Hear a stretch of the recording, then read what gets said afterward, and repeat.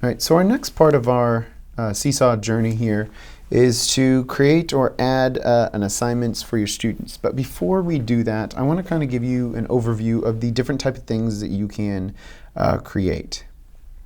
So let's head on over. Let's do our sample student here. Okay, and as a sample student, we're just going to just post something just in general. And I want to kind of show you the different things that we can do. So there's one where it's just photo, which this is great for if you want to take a picture of just what's going on. So you can have them say, I want you to go find something in your house and bring it up and show it off and show what it means to you or something like that. Or you can have them, they did an assignment on paper or an analog assignment and you want them to take a picture of it to show proof of what they made. This is where you would do that. Okay, so they just click on any of these buttons, it takes a picture for them, and what's cool is they can then mark it up, which I really like. So they can use different tools here, so let's use this one here as a little marker or whatever. Let's change the color to kind of, let's go take a dark gray here, and I'm going to add, let's go here, an eye patch. Like this. There we go. And they can mark it up. They can add stuff to it if they want. It doesn't have to be this silly. They can highlight different things. So if they can do text as well. So here we go. Move this over here. They can say this is hair. Right here. They can move it around, resize it. They can change the style to make it look like whatever they want. They can bring it to forward or backward to layer it over things. They can make links on there. They can change it to where it's blank, that, or here we go, center, left, whatever. They can change the color of it as well. There we go. So we can say that, and there you go. I've got hair, which I wish I had on the top of my head. You can draw on it here. You can go highlight certain things here. So let's highlight my eye. You can see that you can still see behind it if you have text. So you can put a document in here as well, which we'll go over in a little bit. And for that, then you can have them highlight certain sections, and you can check that later. This is my daughter's favorite one. It's just a random sparkle looking thing here. I don't know why they have it, but kids absolutely love it. And if you need to erase any of this stuff here, you can always erase whatever you want. And when they're done, they can just click this, or they can add a page if that is available for them. Okay. Another cool thing that you can do here is add a microphone thing, so you can start recording. So I'll say this is an example recording of an activity for taking a photo and then editing that photo for an assignment. You get about 5 minutes up here of what you can do for it. When you're ready for that, you click done. And now that is a video of your still image with them explaining something, which is absolutely awesome. I love that feature. Down here, you can add a voice caption to it. Or you can put something below. So we can, come on, add caption. Apparently it's not letting me add a caption right now. But normally it lets you add a caption. You can add some shapes here if you want. Let's just add a star for the sake of adding a star. Yay! And you can add backgrounds, add links, all sorts of fun little things. So it's actually really cool, all the stuff that you can do just inside this one section, just inside the photos, to let your kids kind of go wild and show off what they really know. Okay, when they're done, they just click this. I'm going to assign it, since they would be signed in, it would only do to their one person here. But for me, this is the teacher view, so I get to choose. They will not get to choose. Okay. So we do that, and it shows up in the student sample journal. Does not show up in Matt's journal. Just shows up in this one, and students will not be able to see it in the class journal. simply because the way that we are doing things to get them their codes. Okay, let's take a look at another one. They can do a drawing, which is pretty much the exact same thing as the photo mode, only it's just a blank canvas for them to work with. So you can do everything that you could do in the previous one, only without having the photo there. But you could even create another photo here. So boom, you can put that in there. Okay, you can have students do a video, which is really awesome. So you want them to explain something that they're working on, or you just want them to do just kind of a video update of something. Maybe you can even do like a book report that you're working on. Hey guys, summarize the book that you're reading this week for your book report. And they can just talk it out. They can just hit this, start recording. They can do their recording and post it. They can be done with it, or they can redo it. Darn it, I didn't like that. So that's also a really good feature. Note, I really love this one. Typing a note, this would be good for your writing class. So if you want your students to write something for their class, such as just like a writing prompt, or you're working on sentences or whatever it is, if you don't mind having them type it out or use voice to text, they can do their writing on here. I guess if you're in the really low grades, you're actually working on handwriting, so you'd want to go use the camera feature instead of this one. But you can also do this for maybe some of the upper grades, like 3rd grade. Like maybe you are summarizing something from a book, or maybe you're working on let's say main idea and details. I don't know, whatever it is, but you can have them type those out on here for your assignment, so they can still do their writing work as well. Okay, so let's delete and start over. Okay, I'm not going to get into uploads. This would be just if they have done something previously on their computer, or they made something from their phone and they just want to upload it. They can upload it as well, and also they can send links. I don't really know why you would be using links, especially in the lower grades of something, but if you just needed to do that and they wanted to share something, maybe they could just share a link of what they did. Okay, so that is an overview of all the different things that they can do. So now let's get into actually creating that assignment or activity. Okay, so you're in your main page here. You go up and you can just click add, and then this is where you assign an activity.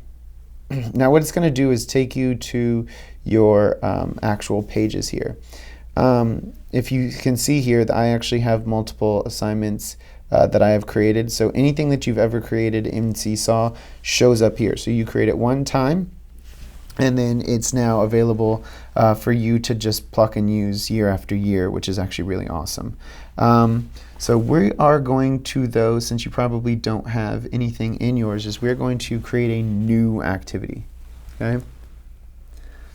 So let's click create new activity. We can call it activity name. So we can say I'm here for the SeeSaw training. Okay, you can type your instructions here.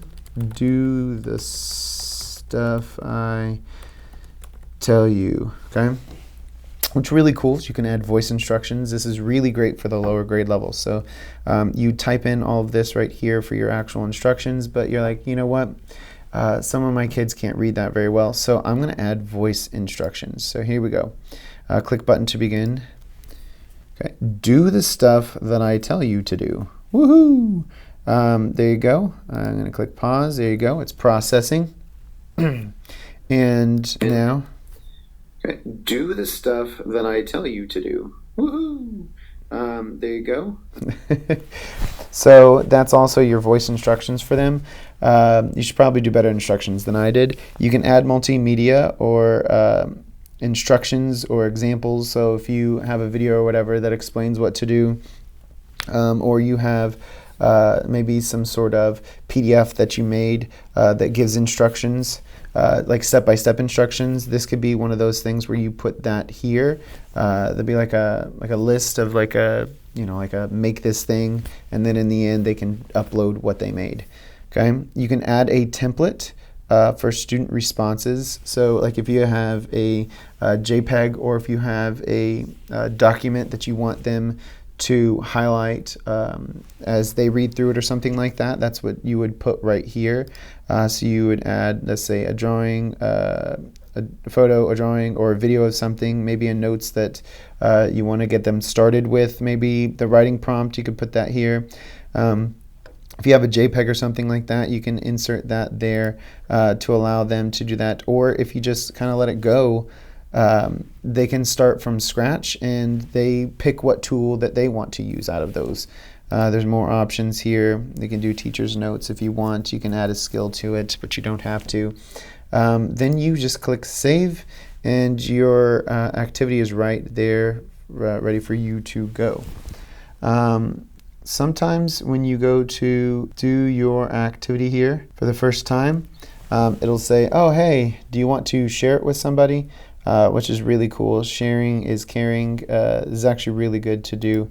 So you can go here and share your activity, and that way you can do this with your other colleagues. So let's say you have a second grade team and you're working on something for back to school, or you're working on a cool writing assignment, and you just click that share activity. You can send it out to the other teachers in your group, and you guys can all have something ready to go. So if you each create one thing for back to school, you share that with each other. Now you each have 3 or 4, or depending on how many teachers you have, maybe 2 of those assignments ready to go, and you only had to create one. So that's really good. A lot of teachers have been wanting to collaborate anyways, and this way you guys can do it through distance, even though you're not next to each other, to give each other more options. Okay, so then we can go over here to assign. Okay, so we're going to hit assign here, and then we can put it to whatever class we want. Let's put it to this class because that's the one that we're doing. If you have more than one class,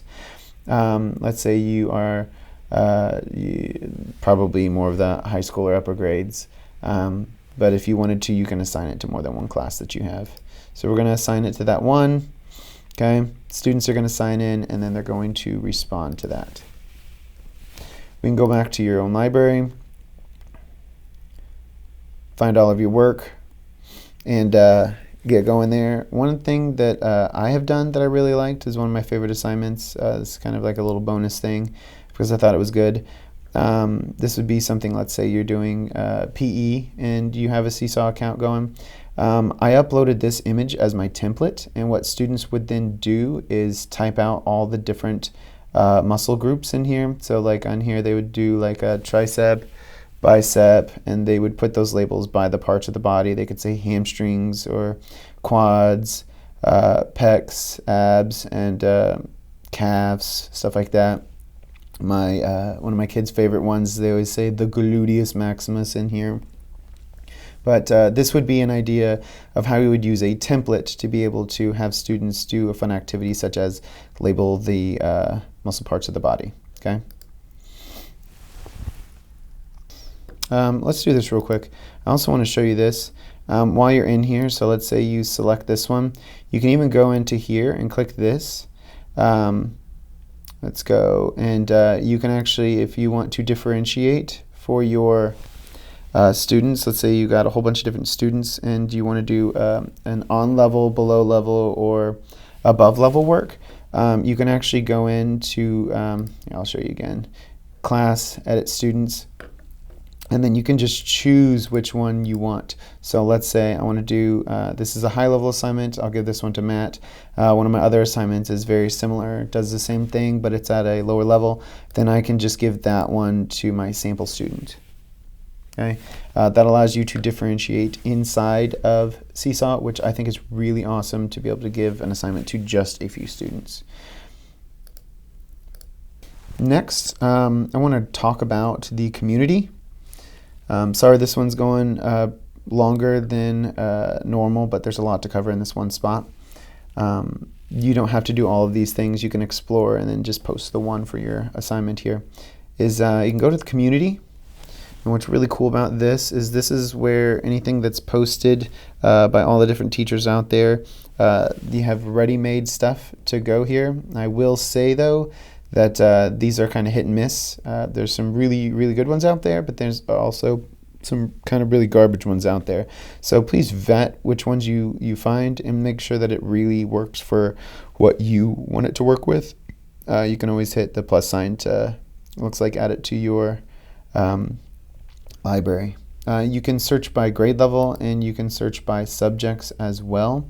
So that's pretty cool. But again, it's just one of those that it's hit or miss. You can search in here. Let's say you want to do fractions. You can search by that as well.